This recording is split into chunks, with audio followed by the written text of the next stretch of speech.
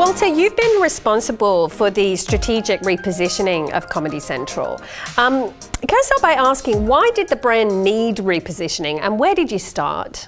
So Comedy Central has been around about 25 years as a brand, as a business.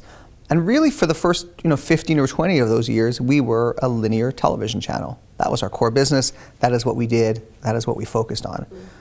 But a number of years ago, it became clear that consumption habits were starting to really change, to truly evolve. And particularly with young guys, with millennials, they were beginning to really consume content on so many other platforms. And so we really needed to look inwards and say, how do we continue to be relevant to this group of young men for the long term? And it was clear to us that the only way to be relevant to them was to stop thinking of ourselves just as a TV network and to think of ourselves as a comedy brand. And that was sort of the core of our repositioning. It was Comedy Central is not a TV network, we're a comedy brand. And when you change that perspective, it really does change the way you look at everything that you do. And so no longer is all your activity on all those platforms in service of the television platform. They are in service of the fan. They are in service of making young men particularly laugh anywhere they're looking to laugh. And that was really at the crux of what we did. It was about rethinking of ourselves as a comedy brand, not just a television network. Yeah. So you mentioned in there the concept of the sort of multi-channel, the multi-platform approach. Can you talk to us a little bit about how you approach that? Perhaps give us some examples of how you really sort of moved the brand into that multi-platform arena. 3 years ago, YouTube would have been a great example of that. YouTube would have been central to our multi-platform strategy. We were posting a lot of content on YouTube and really trying to whet the appetite of our fans, in a sense, on that platform.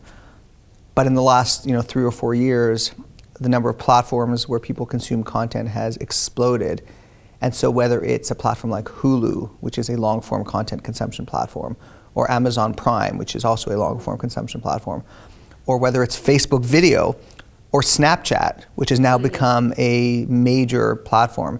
Yep. Snapchat now for millennials is in many ways their primary consumption platform on their mobile devices. Yep. And they use it to both communicate with each other, but also to consume content. Yep. And so as Comedy Central, we were one of the first brands on the platform in the Snapchat Discover business, and that really is their content part of the platform. We were there from the very beginning, the only entertainment brand that was there from the very beginning, and we have been making original content for Snapchat Discover for well over a year now, because we saw that was where the fans were, and we knew we had to follow the fans. Now, you were very influential in the launch of the Comedy Central app. Can you tell us why you went down that road and how that's working for you? Sure. As people begin to consume content in many places, it's clear that mobile devices are over time becoming a great platform for people to consume not just short form clips, but long form content. And we made a bet, 2.5, 3 years ago. We said, we believe that if you get in at the right time on people's mobile devices, you can be one of the brands, one of the apps that consumers get used to using and go to quickly and immediately on the device looking for content. There's an interesting analogy to the old days of television where people typically had 7 to 9 channels that they would go to. They'd have their go-to channels, and that number again, 7 to 9. What we're seeing in the app space is somewhat similar. People apparently have 7 to 10 apps that are their regular go-to apps. We thought if we could be there with an app that was well developed, that worked well, and that satisfied that consumer need, we could be in that 7 to 10 apps that consumers used regularly. So we were not the first to launch an app, but we launched with a very successful app, with an app that worked well, that was very consumer friendly, that was very well branded. And our strategy since then has been to really reinforce as a consumer that you can watch our content in 2 places primarily. There's many places you can watch it, but we talk in our advertising particularly, we talk about 2 places you can watch our programming, our long form programming. The first place is on linear television, the second place is on our app. So if you were to see, for example, an ad for Comedy Central for Inside Amy Schumer or for The Daily Show with Trevor Noah, when we get to the tune-in portion of that advertising, it will say, Tuesdays on Comedy Central or on the CC app. And we literally promote both those platforms simultaneously because we believe that that as a millennial particularly, you may choose to consume it on your phone, and we want to make sure that we are top of mind in that regard. So a very strategic decision to make the app central to our strategy. Yep. And I read somewhere that the amount of downloads that you guys have had on that app was staggering. It's one of the most successful apps, to my knowledge. Yeah, we have in excess of 7 million downloads in the app at this stage. And you know, the game to some degree at this point is to get that behavior in terms of consumption. So we are working every day to grow the number of people that use it on a consistent basis. You know, that I think is the challenge for anybody in the app space, but we're very, very pleased. You know, it's still relatively early days. We're only a couple of years in, but we're very, very pleased with where we're at. Yeah, that's fantastic. Now, obviously, social is hugely important for you guys, and I know you've got incredible levels of engagement on your social channels. How do you guys stay ahead? What has been your approach? That's a great question.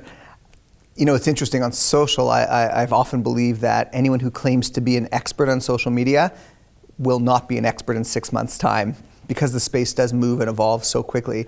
And that's, as a marketer, that's part of the fun of it, right? Is to keep up with the evolution and keep up with the change. And that's really what we've tried to do. You know, we are on every social platform imaginable. We have in excess of 150 million social media fans for our brand and our franchises. It is a huge number, and it's, you know, in some ways both a great opportunity and a great challenge. How do you stay connected with fans? How do you stay relevant with fans on all those platforms? How do you deliver content that people engage with while still using it as a marketing platform to drive your other priorities? So we're always balancing that out, and so we do look at every platform with a different strategy, but no strategy stays static. So I don't believe there's been a 6-month period where we have stayed static on any platform. We're constantly looking, reevaluating, talking to the people at the platforms to hear what's next, looking at the data to see what's resonating and what's not resonating, and continuing to adjust our strategy platform by platform. And it truly is a team effort across multiple parts of our organization. We have many people focused on different pieces of our social platforms, from the strategy piece to the research piece to the creative piece, and we're constantly bringing that group together to look at the latest and greatest data and success metrics and determine how we adjust our strategy. It's never static, and to me that's what's exciting about it.